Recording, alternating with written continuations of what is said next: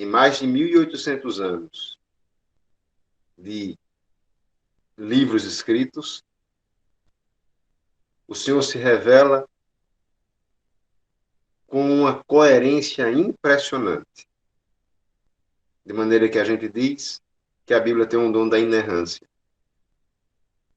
E do começo ao fim, há um único assunto na Bíblia: amor. Há um único assunto na Bíblia: Jesus. Aquele que é objeto, que é alvo do amor do Pai. Do começo ao fim, a Bíblia vai revelando Deus para nós. Eu vou repetir, acho que o Júlio começou a gravar há pouco, aquela sentença dos monges do Mosteiro da Ressurreição. A Bíblia é toda a grandeza de Deus expressa no limite da palavra humana. Dom Henrique tinha uma fé muito embasada na palavra de Deus. Nas lives, nos retiros, nas pregações, nas conversas conosco. A palavra de Deus era sempre presente. Nas viagens a serviço ou nas viagens a lazer. A palavra de Deus sempre azeitava a conversa, a relação. Às vezes, para consolar, tantas vezes para consolar, mas tantas vezes para exortar. Missões próprias da palavra do Senhor, que nos acolhe tantas vezes, mas que, por nos amar, também nos exorta tantas vezes.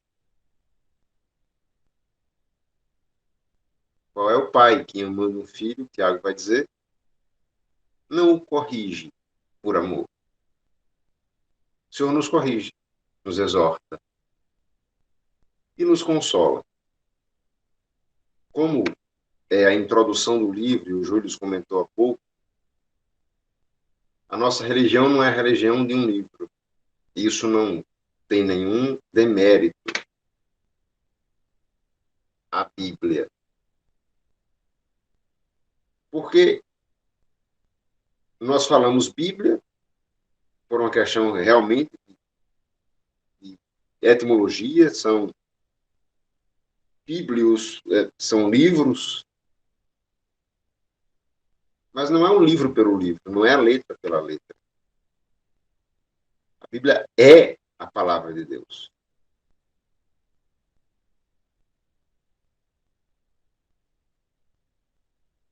E a palavra de Deus revela o próprio Deus. Como na primeira parte, no primeiro capítulo do livro, do Henrique fala, a boa nova não é 70, não são 72 livros. A boa nova não é a Bíblia. A boa nova, primeiramente, não é nem a mensagem de Jesus. A boa nova, primeiramente, é o próprio Jesus. Ele é a boa nova. Nós nos encontramos, primeiramente, com ele.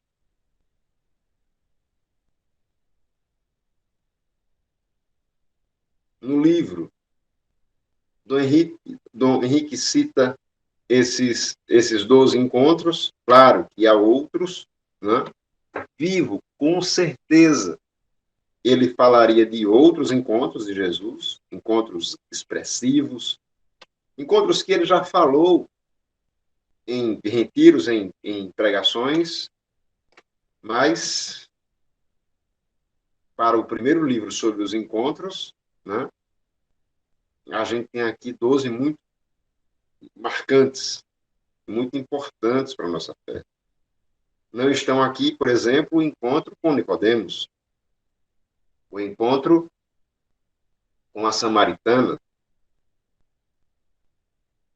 Isso, com certeza, esses, com certeza, e outros, estariam nos encontros, nos outros livros, né? Encontros com Jesus 2, 3, 4, porque Dom Henrique produzia muito, né? Aliás, ele revelou mais de uma vez que o sonho dele era escrever um livro para cada livro da Bíblia, meditando, rezando. E isso é importante, tá? O Henrique era, bom, ele era mestre em teologia dogmática, né? Mas não só isso. Mesmo antes do mestrado e depois do mestrado, durante o mestrado, claro, e depois do mestrado, a vida de estudos dele era intensa. Mas o primeiro interesse do Henrique, e ele nos ensinava isso com frequência, o primeiro interesse dele com a palavra de Deus, com a Sagrada Escritura, não era primeiramente de estudo, de buscar argumentos para reforçar um dogma ou para combater uma heresia. O primeiro interesse dele com a Sagrada Escritura era encontrar-se com Jesus. Ele diz, na primeira parte, quer conhecer Jesus, ele se revela, ele diz isso mais de uma vez no livro. Ele continua a nos encontrar, ele continua a se revelar, ele continua a se mostrar na sua palavra. Aqui nós o encontramos. O primeiro interesse dele, repito, não era teórico, não era científico, era de ter por Jesus, por quem ele era apaixonado, um encontro. Esse foi o livro que Dom Henrique mais divulgou. Ele falava desses textos e desse livro, primeiro dos textos, né? Primeiro do tema, desde o curso de teologia, depois dos textos, e depois, só há pouco tempo, né? Antes de sua morte, do livro, ele falava com água na boca. Porque, lendo o livro, a gente vai pegar algumas passagens, eu vou ler exatamente o que ele escreveu. Nós vamos vendo, isso aqui é impressionante, meus irmãos, que em cada um desses encontros, aliás, é isso que ele faz, né? Em cada um desses encontros, ele, Henrique, se encontrava com Jesus naquela personagem. E é isso que ele faz quando ele faz algumas perguntas e põe alguns textos para que a gente medite. E aí é o que nós precisamos fazer com a palavra de Deus, quando lida e rezada, ou quando ouvida, numa homilia, numa palestra, numa pregação, que é dizer primeiramente, levantar o dedo e dizer, é para mim. Essa palavra é para mim. Porque qual é a nossa tentação?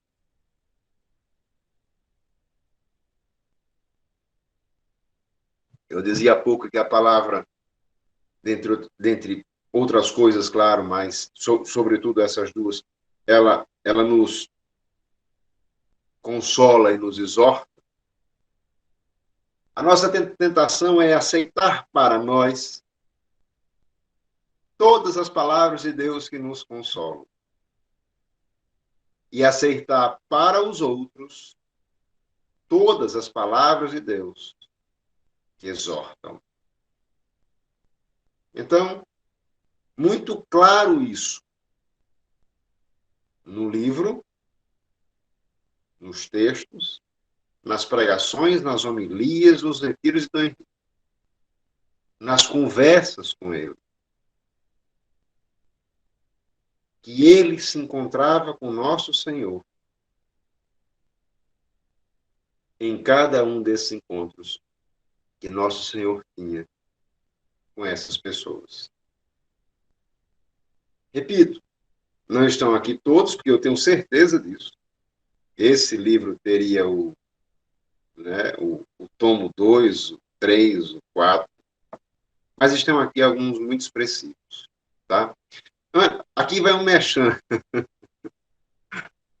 100% dos meus últimos livros eu comprei, eu adquiri na abertura cultural. Inclusive esses, do Dom Henrique. Adquiri 3. Inclusive, deixa eu pegar aqui, tá? Já que a gente está falando de Bíblia, vou sair um pouco aqui do vídeo. Já que a gente está falando de Bíblia e do Henrique, tá? Eu já vou pegar isso aqui, ó. Vocês, olha só. Olha só. Vou deixar gravado isso aqui, tá bom? A Catena Áurea. Obrigado, Júlio. Olha só, gente. Olha que coisa linda aqui, ó. Olha que coisa linda isso aqui. Ostentação, viu? O Mário está dizendo aí, ó. Olha que coisa linda isso aqui. Olha só. Eu digo já, aqui não é só merchan, não, tá? Eu digo já porque é isso aqui, tá bom? Digo já porque esses livros aqui. E o que é que eles têm a ver com o Henrique?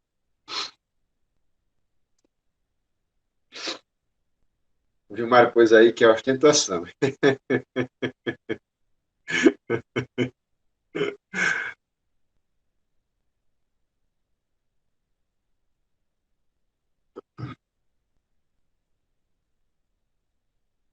A Catena Áurea, eu ouvi falar pela primeira vez através do Henrique. Eu nunca tinha escutado nem o termo, né? Há muito tempo. Eu, recém chegado na igreja, né? Voltando para a igreja, eu ouvi pregando, porque acho que alguns aqui já viram meu testemunho, isso está no meu Facebook, está no Instagram, que foi que eu dei um dia depois, né, da Páscoa do Henrique. Foi dia 18, no dia 19, eu abri a câmera e comecei a falar e falei disso, né, de quando eu cheguei há 24 anos quase, lá no Livramento. E o que me atraiu ao Livramento, né, era a palavra de Deus na boca do Henrique. Vale a pena falar um pouco disso rapidinho. Eu vivia num mundo muito longe da vontade de Deus, uma vida muito longe da vontade de Deus. E chegando da noite, de sábado, chegando de manhã, na manhã do domingo, da noite do sábado, eu tomando café para dormir e saía na noite do domingo, quase todo domingo, quando coincidia a hora, eu tomava café e na cozinha da casa da minha mãe, eu ouvia no rádio do vizinho, no quintal dele, enquanto ele varria ali o quintal, ajeitava ali as coisas. A missa, celebrada pelo então Padre Henrique, lá na Igreja do Livramento, e a palavra mexia comigo. Eu dizia à época que ele era eloquente. É porque eu não sabia ainda o que era unção, né? Não sabia ainda dar nome àquilo. Eu não sabia ainda o que era uma graça extraordinária de Nosso Senhor. Eu não tinha como dizer aquilo. Eu estava no mundão, estava de ressaca, né? De sábado para domingo. Mas a palavra chegava de um jeito diferente. E frequentemente eu acabava o café, colocava a cadeira mais na porta do quintal da casa da minha mãe, que dava para o muro e para o quintal do vizinho, e acabava de ouvir a homilia. Não só a homilia, eu ficava ouvindo os cantos. Havia algo diferente naquela palavra, naquela homilia. Depois que eu passei por um acidente de carro, de uma quinta para uma sexta, e fiquei quebrado numa sexta, no sábado, eu perguntei ao meu vizinho onde era aquela missa, onde aquela missa era celebrada. E aí ele disse que era lá na Igreja do Livramento e aquele era o Padre Henrique. Eu fui para lá. Tive o primeiro contato com ele, depois uma série, né, de encontros aos domingos ali, por uns 3 meses. Depois pude me confessar, tudo mais, tal, e aí está lá o resto do testemunho lá no vídeo. Mas eu ficava assim impressionado, mesmo não sendo, entre aspas, né, alguém de igreja, eu ficava impressionado com a habilidade que ele tinha de explicar as leituras da missa. Era assim que eu dizia. A minha primeira conversa sobre Bíblia com ele foi assim, eu fico espantado como é que o senhor consegue explicar a Bíblia, explicar as leituras da missa. Vez ou outra eu ia a uma missa, mas muito esporadicamente. E na minha infância eu ia com frequência, na adolescência também, mas aí eu já estava com 20 e poucos anos, e aí de 16 aos 20, 24, 26, 25 anos, andei fora, mas vez ou outra uma missa, e tinha muita missa que eu ia até os 16. Eu não via ninguém, mas é ninguém, meus irmãos, ninguém, lidar com a palavra de Deus como ele fazia. Com o tempo, com a aproximação, né, com a direção espiritual, com o curso de teologia, fui entendendo como. E aí, por isso, eu mostrei aqui a catena, né, o Gilmar falou em ostentação, porque ele disse, meu filho, isso aqui é fruto de oração com a palavra, é fruto de zelo com a homilia e quem vai ouvir, zelo com vocês. Ele preparava a homilia dele. A gente, lá no Livramento, havia quase uma disputa, vez ou outra, Júlio, por uns papeizinhos que Dom Henrique fazia de resumo da homilia. Eram tópicos e passagens bíblicas, outras passagens que não aquelas das leituras da missa do dia. Mas sempre havia alguma passagem, fora as passagens, as leituras da missa. Né? É fruto, dizia ele, de estudo. E eu dizia, mas como estudo? Né? Não só estudo em teologia, tá? Os estudos que um padre tem, ou no caso dele, que um mestre em teologia tinha. E a gente, assim, curioso para saber, né, a habilidade toda com a palavra de Deus. Aí ele falou pela primeira vez da Catena, que não tinha nem português ainda. Talvez um ou outro livro já em português. Mas ele disse que ele tinha um exemplar em italiano. E eu disse, meu Deus, quando chegar ao Brasil, né? O último foi lançado esses dias, né? Estou aqui com os quatro evangelhos. Rapidinho, acho que todos conhecem aqui, mas como esse vídeo pode ser publicado depois, pode ser que alguém não conheça. Santo Tomás faz uma coisa que era, sem Google, tá? Sem dar um Google, pegar versículo por versículo dos evangelhos e com uma santa genialidade mergulhar e extrair dali algo que a gente diz, como esse homem conseguiu enxergar isso aí. E não era só o que Deus inspirava nele, era o que até então tinha sido registrado, estava escrito, e tinha sido dito por outros santos, sobretudo pelos padres da igreja. Então, quando Dom Henrique me falou disso, eu digo, opa, que riqueza, né? E, repito, a Bíblia para Dom Henrique, a Sagrada Escritura para Dom Henrique, era um lugar, por excelência, de conhecer Jesus, de se encontrar com ele. No livro, repito, eu não vou dar spoiler do livro, ele começa. Eu vou citar os 12 encontros, tá? E um breve comentário simples sobre cada um deles, repito, para não dar spoiler, e vocês irem lá na abertura cultural e comprarem também, como eu comprei os meus 3 lá, tá bom? No primeiro capítulo, né? O encontro com João Batista. João Batista, o precursor. João Batista, aquele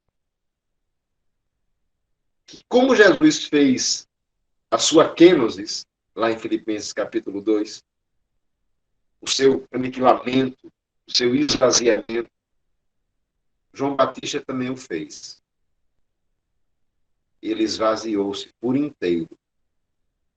Não sou digno de desatar as sandálias dele. Importa que ele cresça e que eu diminua. O Henrique trabalha isso de um jeito belo. Não só com conhecimento, porque vocês vão ver no livro também que ele entra nos detalhes da cultura daquele povo. Que ele entra nos detalhes geográficos de alguns encontros de Jesus. Para fazer com que a gente mergulhe naquele mundo, naquela realidade. Mas isso aqui é muito importante, meus irmãos. Se eu pudesse aqui na fala agora, teria aspas, letreiro, teria agora um marca-texto aqui, né? Um marca-voz aqui na minha fala. Não é um historicismo inócuo, infrutífero.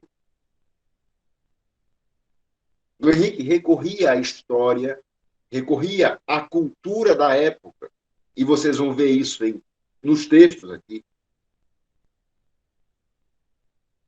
só para fazer com que a gente entendesse qual era o drama, o que está envolvido, qual era a gravidade, a profundidade, a importância, para que a gente conseguisse entrar naquela trama, para que a gente conseguisse entrar naquela realidade. E entender como a ação de Deus, como a ação de Jesus foi fundamental. Foi a única saída possível para alguns dos casos. Não só para esses 12 encontros, mas para tantos outros, tanto os 13, né? Porque tem encontro com Nossa Senhora. Para tantas outras pregações do Henrique. Sempre que vocês virem do Henrique, ou qualquer um outro bom padre, bom bispo, entrando na história, entrem com ele. Mergulhem naquela cultura, naquele universo. E nunca será um historicismo bobo. Sempre vai sair dali uma leitura espiritual sobre aquela cultura que vai fazer com que a gente entenda quão excelente, quão estupenda foi a ação de Deus. Ele entra na história, para nos colocar na história, para que a gente, situado ali, entenda por que Deus fez daquele jeito. Ora, com João Batista é assim. E do Henrique, lembremos, né? O padre Paulo, quando da Páscoa do Henrique, disse que a igreja no Brasil estava perdendo uma de suas colunas. Coisa forte isso, né? E não há nenhum exagero naqueles que verdadeiramente o amam, naqueles que o conheceram. Porque ele também era um batista. Ele também era um João Batista. Porque importava para Dom Henrique que Jesus crescesse. Porque importava para Dom Henrique que Jesus aparecesse. Frequentemente ele dizia, ainda na década de 90, quando não tinha exposição, né, que teve, sobretudo nos últimos anos, ele dizia, lá no primeiro curso de teologia, meus filhos, eu não formo ninguém para mim. Eu sou o certo. Ele sabia que a palavra dele tinha peso. Ele sabia que o que ele dizia mexia conosco. Ele sabia que havia nele uma graça. E a humildade não é dizer eu sou um nada, eu não tenho graça nenhuma. Isso não é humildade. Isso é ingratidão com o nosso Senhor, dizer que você não tem graça nenhuma. Do Henrique podia dizer, e a gente, quando fala com o coração cheio, porque a gente viveu isso, nós vivemos com o santo. Do Henrique podia dizer, pela graça de Deus, eu sou o que sou. Uma graça, né? E a sua graça em mim não foi em vão.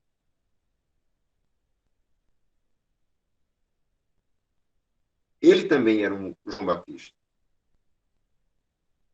Ele era uma voz que no clero de Maceió, tantas vezes, parece que pregava no deserto. Ele também era uma seta. No livro, ele, nesse capítulo de João Batista, ele tem insight, eu vou usar essa palavra, me permitam usar, porque talvez algumas pessoas entendam melhor assim. Há uma inspiração que Deus dá a ele de, de que o discurso de João Batista era exatamente o mesmo discurso de Jesus. Quando João Batista pregava, ele dizia, convertei-vos, né? Pregava arrependimento e preparava o povo para o reino. Quando Jesus chega, o convertei-vos é o mesmo. Só que agora o reino chegou. A primeira palavra de Jesus no primeiro evangelho a ser escrito, no de Marcos, é essa. Convertei, arrependei-vos. O tempo chegou, né? Arrependei-vos e crede no evangelho. O reino de Deus está próximo. Em Jesus, ele chegou. E ele dizia, no livro, que como antecipação, o discurso, a palavra de João Batista era a mesma de Jesus. Aliás, para um bom católico, a palavra que vale, a primeira palavra é de Deus. Vez ou outra eu escuto alguém dizer assim, bom, Isso é o que a igreja pensa, é o que a igreja diz, isso é o que eu penso, isso é o que eu digo. Falando na igreja, para a igreja, numa formação como essa, eu não tenho direito de dizer o que eu digo. Eu só posso dizer aquilo que a igreja diz. A nossa palavra, a palavra do TLC, a palavra da renovação, a palavra dos movimentos da igreja, a palavra da Liga Santa Rainha, tem que ser a mesma palavra de Jesus. E Jesus hoje nos fala pela sua palavra, e a palavra nos é trazida pela igreja. Primeiro encontro, né, e Dom Henrique usa boas páginas, né, para falar desse encontro com o João Batista. Precisa fazer o que a gente pensa, né? Ele insiste, né, de que não é a nossa vontade, é a vontade de Deus. Depois, o encontro com os 4 primeiros discípulos. Aqui nesse capítulo há uma coisa fundamental para que a gente amar, para que a gente pense. Dom Henrique enfatiza que Jesus os encontrou no ordinário da vida. Como ele diz, né? Parece que a gente está escutando Dom Henrique falar. Na vida miúda de cada dia. Eles estavam trabalhando. E aí, o grande alerta desse capítulo é um alerta que Santo Agostinho já fazia. Santo Agostinho dizia que só temia um Deus. Aquele Deus que passa e ele não percebe. Aliás, Jesus, chorando sobre Jerusalém, diz: Jerusalém chora, que ela não soube reconhecer quando foi visitada por Deus. E Deus nos visita, vez ou outra, muito raramente, de maneira extraordinária. Mas Dom Henrique dá ênfase a isso, e é a verdade da nossa fé. E Deus nos visita inúmeras vezes no ordinário da vida, nas coisas ordinárias. Nesse capítulo, Dom Henrique fala muito sobre isso. Mas não só. Eles são capazes, com o coração aberto a Deus, porque também viviam na expectativa do Messias fundamental. Mesmo no ordinário da vida, eles são capazes de reconhecer o Messias e, deixando tudo para trás, o seguem. O encontro com um leproso é a experiência da compaixão de Deus. Lá no 3º capítulo. Deus que vem ao nosso encontro, e aqui eu vou trazer aqui, fazer um link com a música dos Anjos de Resgate, olha só, chorando do Henrique e Anjos de Resgate. Há uma música dos Anjos de Resgate que dizem assim: e eu percebi que se eu te tocar, eu não posso te manchar. O poder é teu, e é o Senhor quem pode me limpar. Aí a música continua: creio em ti, Jesus. Depois a Adriana gravou essa canção também, né? Jesus vai ao encontro do leproso e, por uma questão biológica, por uma questão jurídica e por uma questão espiritual, religiosa, quem tocasse com o leproso, ou o objeto que o leproso tocasse, ou quem o leproso tocasse, ficaria impuro. Jesus é aquele, e Dom Henrique enfatiza isso, que é capaz de, nos tocando, dar-nos a pureza.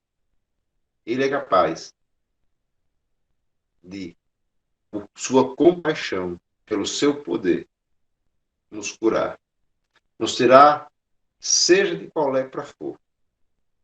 Ele é capaz disso. No 4º encontro, o encontro com o centurião. E o subtítulo: um amor que não tem fronteiras. O centurião era um romano responsável por soldados e recorre a Jesus, vai a Jesus. Quantas vezes a gente se restringe apenas aos que já estão na igreja e esquece que o evangelho tem que ser levado aos confins da terra. E às vezes torce o nariz quando a gente vê entrar na igreja alguns centuriões nas nossas cidades, alguns centuriões da nossa família, algumas pessoas que vão se aproximando, que não eram de fé, mas que têm aquela sede interior. Atenção, eu faço aqui um link importante que do Henrique também faz no livro, do encontro um pouco mais à frente, que é o encontro com Jairo. 2 encontros com 2 pessoas de muita importância na sociedade. Uma, de muita importância civil, que era o centurião. E Jairo, vai ser 2 encontros aqui para frente. Alguém que tinha muita relevância e importância na sociedade, só que agora de maneira religiosa. Eu já falo aqui dos 2, porque lá em Jairo vai ter também a hemorroísa. Mas o que toca Jesus no encontro com o centurião e no encontro com Jairo são o mesmo aspecto. Bom, são 2 aspectos. Um, que é a marca de todos os encontros de Jesus, que é a fé. Sobre a fé, a gente vai falar um pouquinho mais quando for falar da Cananeia. Mas, além da fé, nesses 2 encontros, o que toca Jesus, isso aqui é importante, porque no encontro com Deus, no encontro com Jesus, as pessoas são tocadas, mas Jesus também é. Jesus não está, irmãos. Por isso, não é a religião de um livro, é a religião de uma pessoa. Jesus se mistura conosco, ele se envolve conosco. Ele também é tocado. Jesus é tocado, às vezes se espanta, né? Se alegra com uns e se entristece com outros, com relação aos encontros dele. Mas Jesus é tocado pela fé deles e é tocado pela humildade deles. O centurião e, mais à frente, o Jairo. Eles descem dos seus títulos e vão necessitados pedir a Jesus. A humildade deles toca o coração de Jesus. E Dom Henrique coloca isso de um jeito único. O encontro, né? o capítulo 5, o encontro de Jesus com o paralítico e com Levi, que é Mateus, né? O autor do primeiro evangelho. O primeiro evangelho que está na disposição dos livros, né? Não escrito, porque o primeiro escrito, como eu disse, foi Marcos. No encontro com o paralítico, Jesus é tocado, prestemos muita atenção a isso, meus irmãos. A carta aos Hebreus vai dizer, no capítulo 11, versículo 6, que sem fé é impossível agradar a Deus. Sem fé é impossível agradar a Deus. E quer ver uma coisa comum em cada um desses encontros? É, em todos eles, houve manifestação de fé. Não só isso. Em todo milagre, em toda cura que Jesus fez, alguém demonstrou fé.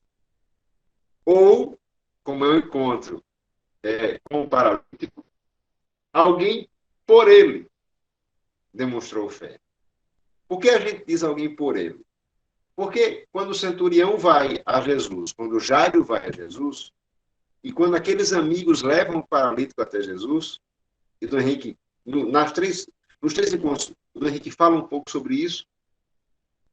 É a comunidade, né? Sobretudo com o paralítico, é a igreja, é a comunidade que vai em auxílio, é a comunidade que apresenta a Jesus. O Henrique, nesse encontro com o paralítico, fala muito sobre isso.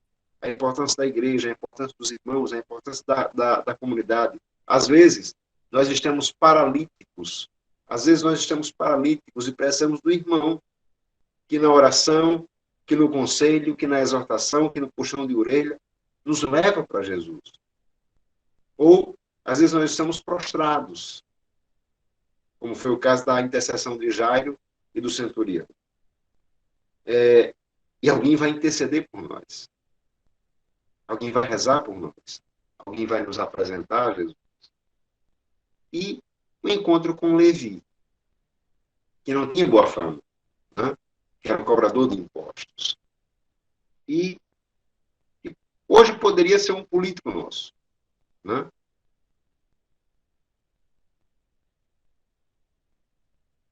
O nome de Jesus, meus irmãos, é Yeshua. Deus salva. Para Deus não há limite, para Deus não há barreira. Ele é o salvador do gênero humano.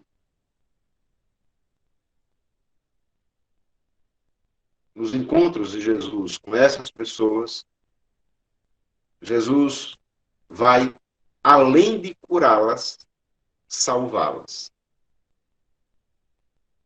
Alguns se encontraram com Jesus e foram só curados, como, por exemplo, em Lucas 17, aqueles 10 leprosos,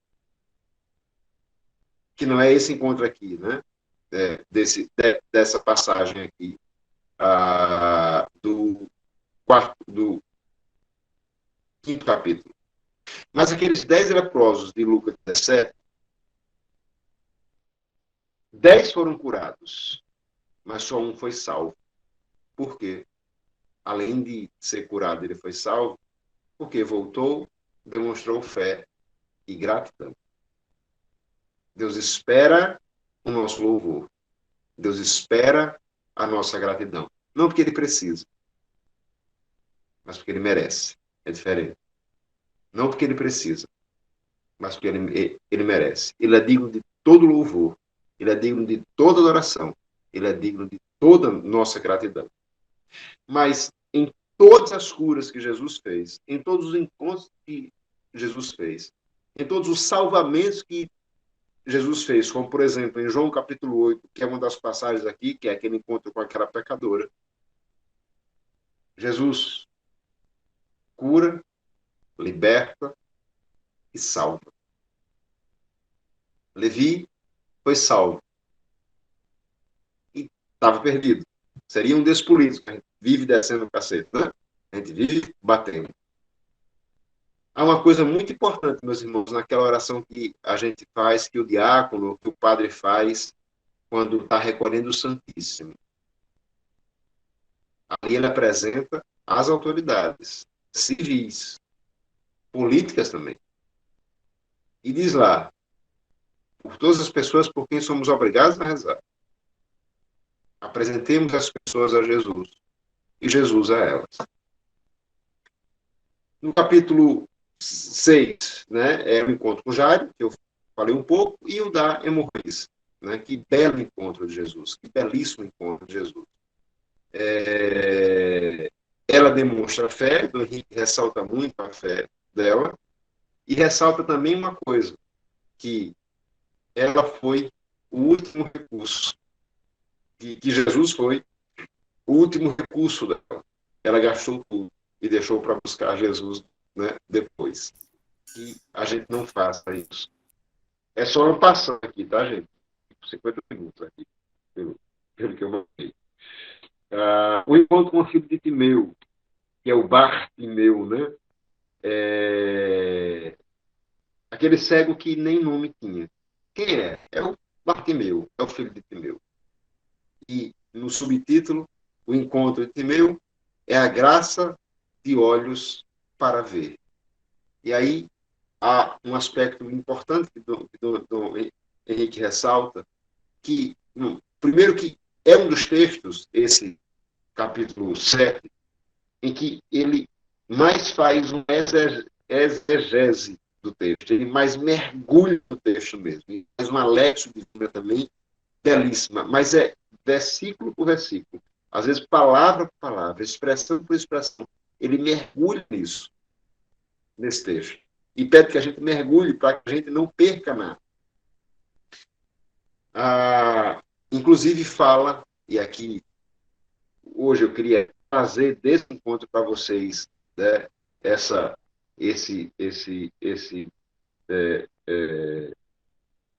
essas aspas aqui, essa jogar luz aqui no aspecto é que vez ou outra algumas pessoas nos querem parar na caminhada. Para aquele cego dizia, cara, ele não pode ouvir. O Henrique ressalta muito isso. E hoje eu queria trazer como detalhe aqui para a gente também isso. Que a gente não dê ouvidos àquelas vozes internas e externas que querem nos afastar do nosso Senhor. O encontro com o Nazareno, com os nazarenos. Os olhos carnais de quem é cego. Quando eu fiz o videozinho para divulgar aqui a live, eu disse que diante de Jesus, porque essa é a profecia lá do velho Simeão, em Lucas capítulo 2, ninguém pode passar despercebido. Ninguém passa inerte. Diante de Jesus, nós precisamos ter uma atitude. E todo ser humano, não só o Ocidente, e no Ocidente, não só os cristãos, mas todo ser humano se encontrará com Jesus. Se encontrou ou se encontrará. De maneira consciente, no Ocidente, sobretudo os cristãos, ou aqueles que ouviram e ouvirão, ouvem e ouvirão a mensagem dos cristãos, mas todas as pessoas, inclusive os de maneira inconsciente, ou aqueles que no Ocidente ou no Oriente nunca ouviram falar de Jesus, é possível, né? É muito difícil, mas é possível, se encontrarão com ele. Lembremos que um dos nomes de Jesus é sabedoria. Ele é a sabedoria do Pai. O livro da sabedoria é sobre isso. É um livro que fala sobre Jesus. O livro fala sobre Jesus. Aqueles aspectos não são apenas da sabedoria de Deus. Aqueles aspectos são sobre Jesus, que é sabedoria de Deus, que é palavra de Deus para nós. Então, quando um homem diz sim à voz da sua consciência, aquela vozinha que está lá dentro dizendo para nós frequentemente, faz o bem e evita o mal. Quando ele diz sim ou quando ele diz não, ele está dizendo sim ou não. No fundo, a Jesus. Salvador de todo o gênero humano. Quando o Concílio Vaticano II diz isso, não é só uma força de expressão. É a força da verdade que é isso. É o núcleo da nossa fé. Ele é o Salvador de todo o gênero humano. Único, definitivo, suficiente e necessário Salvador. Único, definitivo, suficiente, necessário e universal Salvador de todo o gênero humano. Só que nós temos aqui os 13 relatos, e nos 13, 12 pessoas se encontraram com Jesus, alguns mais, né, porque tem algumas passagens tem mais de um encontro, como é Jairo e a hemorroíça, e mudaram para melhor. Foram curadas, foram salvas, foram libertas. Mas eu fazia essa provocação em uma conversa com o Júlio, dizendo que nem todo mundo que se encontrou com Jesus mudou para melhor. Porque Simeão vai dizer, eis que este menino, Jesus, será posto como motivo de queda, e de soerguimento para muitos. Nós podemos entender o soerguimento. Eu me encontrei com Jesus, a minha vida vai ser erguida. Me encontrei com Jesus, eu terei aquilo que João vai dizer que ele veio trazer. Ele diz em João, vida e vida em abundância. Mas algumas pessoas, como aqui os nazarenos, se encontraram com Jesus e não mudaram de vida. Fecharam o coração. Jesus foi para eles motivo de queda. Mas tem outros. Herodes pediu que os magos fossem e voltassem, está lá no Evangelho de São Mateus, quando encontrasse o menino, voltassem para também dizer a Herodes onde Jesus estava. Porque eu também quero ir adorar. Não, ele queria matá-lo. Então, Herodes se encontra com Jesus basicamente 2 vezes na vida. Lá, quando Jesus era um bebê, e depois, quando Jesus está para ser condenado. Nas 2 oportunidades que Herodes teve com Jesus, ele mudou para pior. E não é por culpa de Jesus. É porque Herodes não ouviu. Bom, no caso não era nem voz de consciência. Herodes não ouviu o próprio Jesus. Ele não abriu o coração para o próprio Jesus. Na frente dele, falando com ele. Ora, Judas Iscariote se encontrou para Jesus. Se encontrou com Jesus. E mudou para pior. A avareza, o fechamento a uma ideia específica, às vezes a gente tem isso, né? E Dom Henrique faz essa crítica a João Batista, que ele tinha uma visão muito, muito específica do Messias, mas o Messias não está preso na visão que eu tenho dele, o Messias é o que é, ele não está limitado ao que eu penso, ele é o que ele é. Ora, Judas não foi capaz de aceitar Jesus o que era, o que ele queria ser, o que ele era. Judas queria encaixar Jesus no seu esquema. E Jesus não se encaixa no nosso esquema. É a gente que tem que se mudar a ele. Isso é tão grave que nessa passagem que Jesus está em Nazaré, ele está voltando para a terra dele. Dom Henrique ressalta isso. Que alegria de Jesus. Começar a vida pública, sair, depois voltar para a sua terra. Mas olhem o que está lá no Evangelho, nessa passagem de Jesus, lá em Nazaré. Ele não pôde, olha a expressão que Marcos usa, ele não pôde fazer ali milagre algum, a não ser algumas curas. E ele diz por quê? Por causa da incredulidade deles. Eu brinco dizendo que se eu fosse escrever o Evangelho, eu não diria que Jesus não pôde. Não pôde, não teve poder para fazer. Eu não diria, Jesus não fez. Mas o Evangelho está assim. Jesus não pôde fazer milagre em Nazaré, por quê? Por uma coisa que nós tínhamos dito, e do Henrique fala em todos os textos. Porque sem fé, eu não vou agradar a Deus. A fé é a senha para Deus agir. A fé, eu vou abrir-me, dar consentimento para que Deus seja Deus na minha vida. Os nazarenos não deram. E Jesus cumpriu ali tudo que estava prescrito para o Messias. Deu todos os sinais, disse, ei, sou eu. Eles se fecharam. Então, algumas pessoas se encontram com Jesus e mudam para melhor. Outras, nem tanto. Ou sendo mais direto mesmo, como foi a minha conversa primeira com o Júlio, quando a gente conversava sobre hoje. Algumas pessoas se encontram para Jesus e mudam para melhor. Outras, para pior. Cito só esses. Os nazarenos. O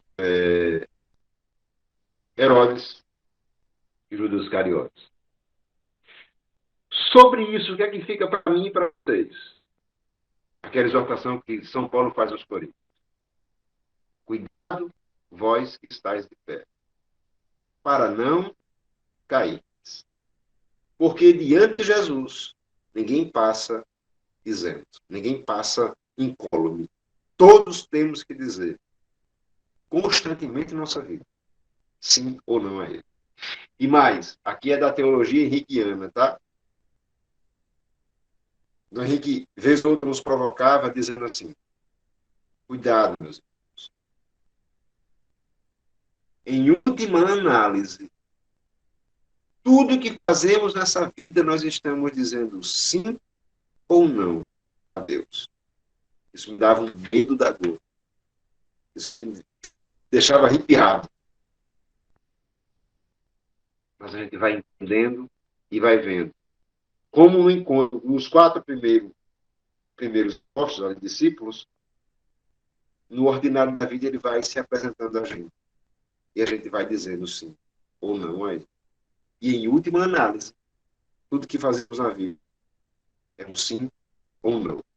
Que estamos dizendo, Senhor.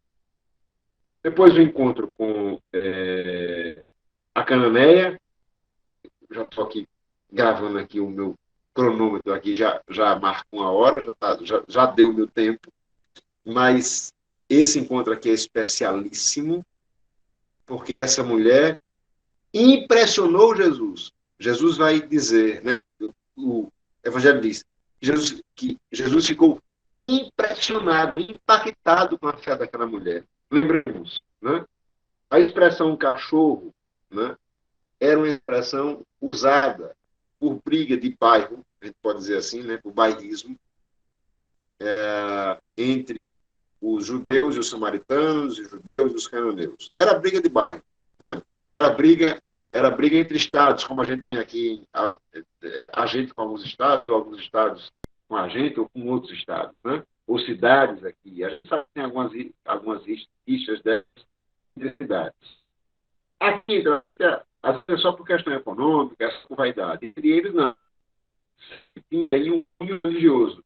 Era alguma região, era uma cidade que apostatou ou que tinha heresias, né? Defendia heresias, abraçou heresias. Né? Ora, e Jesus, a mulher chega, pede uma graça a Jesus, e Jesus diz, eu não vim senão as ovelhas da casa de Israel, e não fica bem tirar o pão da boca dos filhos e dar aos cachorrinhos. Aí a fé daquela mulher, a maturidade daquela mulher é impressionante. E aqui tem uma coisa importante, irmão. Fé ela tinha. Maturidade humana e espiritual ela tinha. Eu conheço poucas pessoas na minha vida que ouviriam uma resposta dessa de qualquer pessoa e não ficariam abaladas, desistindo, tomando depressivo. A mulher tinha uma maturidade impressionante. Mas aí havia algo ainda que não estava na mão dela, no poder dela. E ela vai e se abandona em Jesus. Às vezes nós temos, em áreas da vida, algumas seguranças. Na área acadêmica, na área intelectual, na área financeira, na minha saúde, está tudo ok, está tudo em mim, está tudo nota 10. A minha família está ok, está beleza, nenhum problema, nenhuma desavença, mas há algumas áreas da nossa vida que ainda estão meio bagunçadas ou não bem resolvidas. Deus quer ser Deus de todas elas. Detalhe, a fé que essa mulher tinha e o equilíbrio espiritual e psicológico que ela tinha, a maturidade humana dela já eram graça de Deus. Mas ela precisava de uma graça ainda maior, que era pedir por alguém. Ora, o Evangelho diz que a fé daquela mulher impressionou Jesus. E o que é que ele diz? Nem em Jerusalém, nem em Israel eu encontrei tamanha fé. Sem fé, Hebreus 11:6, é impossível agradar a Deus. O encontro de Jesus com a pecadora, de João capítulo 8, aqui pela hora, eu vou fazer só, assim, dois tópicos, né? Só. Um, que Henrique ressalta, cuidado com um julgamento de maneira sodada, tá? Cuidado para não faltar com misericórdia e com caridade. E o segundo aspecto que ele ressalta, é o último aspecto que ele ressalta nessa passagem, e que quantos pregadores hoje eu vejo não ressaltarem esse aspecto. Parece que alguns pregadores, alguns padres, né, alguns teólogos, parece que apagam esse último versículozinho dessa passagem de João 8. Vá e não tornes a pecar. O Henrique diz no livro que a misericórdia de Deus não é uma autorização para você pecar, né? A misericórdia de Deus é lhe salvar, não só da morte física, porque ela seria apedrejada. E uma coisa importante que ele diz, tá? Jesus não anula a lei de Moisés, ele a cumpre. Impressionante isso. Ele diz, eu não vim abolir a lei, eu vim dar a ela pleno cumprimento. Porque é dito que o tempo do Messias seria um tempo de reconciliação, um tempo de paz, de piedade e de misericórdia. Jesus cumpre a lei, de um jeito que eles não esperavam. Mas ele não dá à mulher um salvo-conduto para pecar, como não dá a você. Ele não faz isso. Tá? Toda vez que você ouvir alguém pregar sobre a pecadora perdoada e essa pessoa não se com ênfase, a última passagem, o último versículozinho lá, vai no olhos a pecar, creia, é um falastrão. É alguém que você precisa ouvir com muitos filtros. Porque alguém que está aqui está dizendo assim a você, olha, não se importa não, a misericórdia de Deus é grande demais. Você acha que Deus não iria lhe perdoar? Né? Não façamos isso. Ora, e Dom Henrique ressalta isso. E só mais três, de maneira rápida, com Marta e Maria, né? Por óbvio, Maria escolheu a melhor parte, mas Dom Henrique ressalta que Marta tem sua importância, viu? Maria escolheu a melhor parte daquela que não está tirada, mas ele ressalta que é preciso também se Marta. É Marta e Maria. São esses dois braços que a gente precisa na igreja. São esses dois braços que a gente precisa na nossa fé. As coisas práticas, as coisas concretas que a gente tem que fazer e as coisas espirituais, as coisas de meditação, a nossa oração, a nossa devoção. São esses braços. Poderia ser fé e razão, né? Mas é Marta e Maria. Enquanto com o homem rico, e aí o subtítulo, né? O homem rico de passar do ter e do fazer ao ser. O homem rico, né? Mas eu já cumpro tudo isso. Querido, não é só fazer, não é só ter, é ser. Quem ama a Deus não fica calculando. Aí se eu já faço, eu já dou isso, eu já faço. Não. Quem ama a Deus ama como Deus nos ama, coração aberto. E o último encontro, que é o encontro mais delicado que Jesus teve, são os encontros com Nossa Senhora, com a Virgem Maria. E aqui, do Henrique fala, o que ele dizia também nos cursos. Não adianta dourar a pílula. Jesus é firme com sua mãe, vez ou outra. Sim, vou repetir. Jesus é firme, firme. Firme não é ser grosso. Firme não é ser desrespeitoso. Firme é ser grosso. Firme não é ser grosso, não é ser desrespeitoso. Firme é conduzir Nossa Senhora. Porque entendamos, Nossa Senhora não tinha pecado. Mas ela era limitada. Tá? Não ter pecado é uma coisa. E ser ilimitada é outra. Né? Não tinha dom de bilocação, não era onisciente, onipresente, onipotente. Não. Nossa Senhora tinha limites. Limite não é pecado. E Jesus vai com a catequese impressionante, conduzindo sua mãe para João 19, para que ela tivesse firme de pé aos pés da cruz. Então, Henrique ressalta os, entre aspas, poucos encontros descritos, escritos nos evangelhos de Jesus com sua mãe, mas por óbvio, né?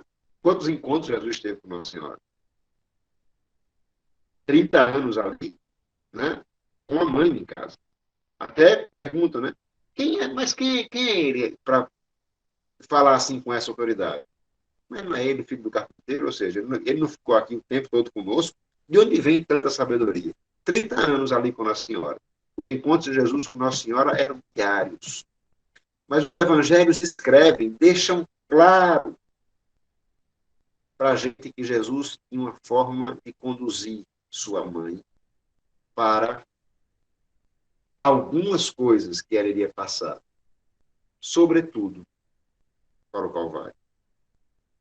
A Virgem dolorosa celebramos esses dias. E nos encontros, que é o capítulo 13, né? Nos encontros, os encontros com a Virgem Maria. Olhem o subtítulo, que é exatamente o que eu estou dizendo, porque é o que está escrito lá. Etapas, Deus, de uma dolorosa pedagogia. Etapas de uma dolorosa pedagogia.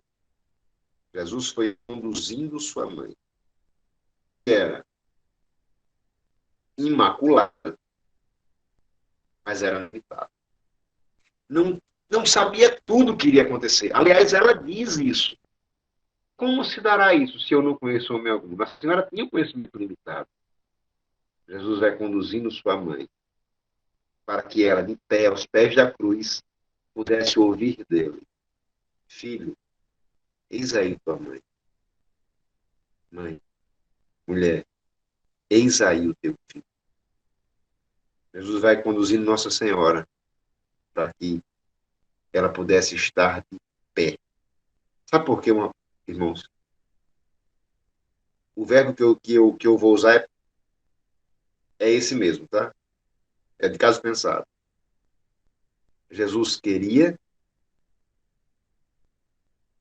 e Jesus precisava que ela estivesse ali de pé.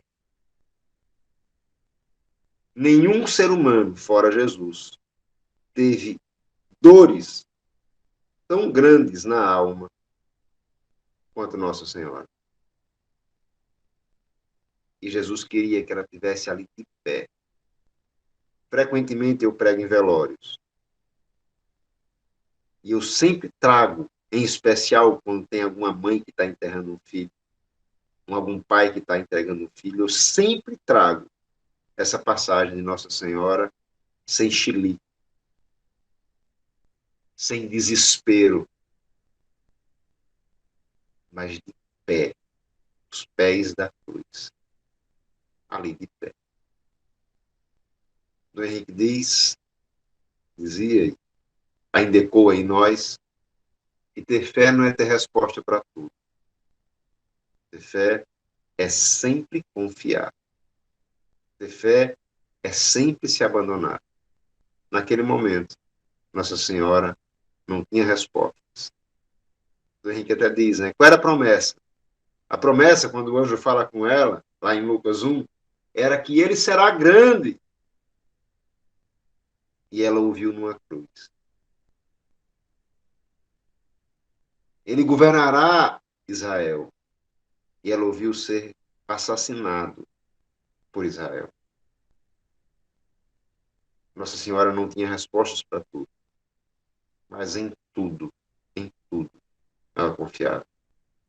E aqui, não está no livro, mas eu imagino agora, já que a gente encerra com Nossa Senhora, já que eu estou na Liga Santa Rainha, eu imagino agora o encontro de Jesus com Nossa Senhora no céu. Um corpo. Só há dois corpos no céu. O de Nossa Senhora e o de Jesus.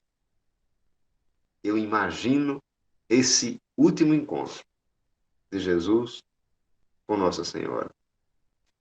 Eu trago aqui para a nossa memória, eu sei que todos aqui já assistiram aquele filme do Mel Gibson, né, A Paixão. Eu imagino Nossa Senhora no céu, fazendo aquela cena da água, né? Jesus fazendo a cena da água sobre sua mãe, né? Lavando as mãos ali e jogando água nela. Eu imagino os dois se encontrando no céu. Nossa Senhora olhando para Jesus e tendo agora um encontro definitivo. Vendo as marcas, mas não são feridas mais, são chagas. Chagas de amor por mim, por você, chagas de amor por ela. Por isso teve com ela, como diz o Henrique, essa dolorosa pedagogia. A nossa fé nos permite pensar isso. Porque isso aconteceu, de fato. Há dois corpos no céu. Há dois corpos humanos no céu. Nossa Senhora e Jesus. Eles se encontraram. Se Estar salvo, estar em Deus, é estar constantemente na presença de Deus. Imagine Nossa Senhora, né? Eu imagino como Nossa Senhora olhou para Jesus quando ressuscitado viu pela primeira vez e depois assunto aos céus, o encontrou lá. Eu imagino a troca de olhares entre eles e aquela grande interjeição, né, no coração de nossa mãe. Ah, é? Ou seja, foi por isso, né? Foi por isso que você me tratou daquele jeito. Foi por isso que aquela pedagogia foi tão dolorosa. Foi dolorosa para prepará-la e a preparando, ele também nos preparou e ela nos prepara. E hoje, quando passamos por uma dor grande, nós podemos dizer: Maria, mãezinha, tu que estavas de pé aos pés da cruz, ensina-me agora, diante dessa cruz que enfrento, como também eu posso ficar de pé. Nós temos, meus irmãos, uma grande vantagem. Santa Teresinha diz isso, né? Em um aspecto, nós somos mais agraciados do que Nossa Senhora. É que ela não teve uma mãe como a gente tem. Ela mesma. O encontro de Jesus com Nossa Senhora, os encontros dele com Nossa Senhora, são encontros que vão preparando Nossa Senhora para ela ser o que Deus queria que ela fosse, nesses momentos mais difíceis. Nós passamos pelas nossas cruzes, nós dizemos: socorre-nos, mãe. Tu sabes como. Tu passaste por isso.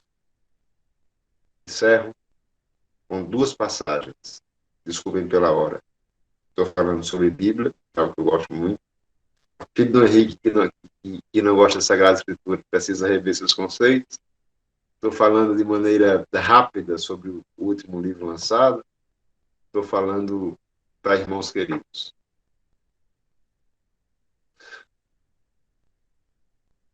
A carta aos Hebreus vai dizer que nós temos um sumo sacerdote que não é indiferente às nossas dores, porque ele viveu na nossa realidade.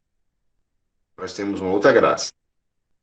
Não só um sumo sacerdote, nós temos uma rainha no céu que passou pelo que a gente passa.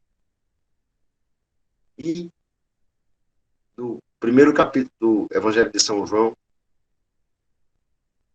quando, os, quando aqueles discípulos de João perguntam a Jesus: Mestre, onde moras? Jesus olha para eles e diz: Vinde e vede. Eles foram, diz o Evangelho, e ficaram com Jesus. E bata no meu e no seu coração hoje uma dúvida, um desejo, uma sede de encontrar-se com Jesus para conhecê-lo. Conhecendo-o, que a gente possa amá-lo. Amando-o, que a gente possa servi-lo. Que a gente possa ir e aceitar o convite que ele nos faz. Nós perguntamos: Mestre, quero conhecer, quero encontrar-me contigo. Ele dá nessa noite para a gente a mesma resposta que deu aos aqueles dois discípulos. Vinde e vede. Que a gente, nessa noite, que a gente se encontre com ele, que a gente vá à sua casa e aprenda com ele, Evangelho de São Mateus, capítulo 6, que é manso e que é humilde. Desculpa, capítulo 11, que é manso e que é humilde de coração. Deus abençoe, meus irmãos. Infinitas graças vos damos, soberana Rainha, pelos benefícios que todos os dias recebemos de vossas mãos liberais. Dignai-vos agora e para sempre tomar-nos debaixo do vosso poderoso amparo. E para mais vos obrigar, vos saudamos com a Salve Rainha. Salve Rainha, Mãe de Misericórdia, Vida, doçura e esperança nossa, salve. A vós bradamos os degradados filhos de Eva. A vós suspiramos, gemendo e chorando neste vale de lágrimas. Eia, pois, advogada nossa, esses vossos olhos misericordiosos a nós volvei, e depois deste desterro, mostrai-nos Jesus, bendito fruto do vosso ventre. Ó clemente, ó piedosa, ó doce e sempre Virgem Maria, rogai por nós, Santa Mãe de Deus, para que sejamos dignos das promessas de Cristo. Amém. Rezemos esta Ave Maria, pelo Gil, sua vida, sua família e seu apostolado. Ave Maria, cheia de graça, o Senhor é convosco. Bendita sois vós entre as mulheres, e bendito é o fruto do vosso ventre, Jesus. Santa Maria, Mãe de Deus, rogai por nós, pecadores, agora e na hora de nossa morte. Amém. Estivemos e sempre estaremos reunidos, em nome do Pai, do Filho e do Espírito Santo. Amém. Nossa Senhora Rainha, rogai por nós. Uma santa noite a todos, boa semana, Deus os abençoe. Salve, Rainha. Salve, rainha. Boa noite, pessoal.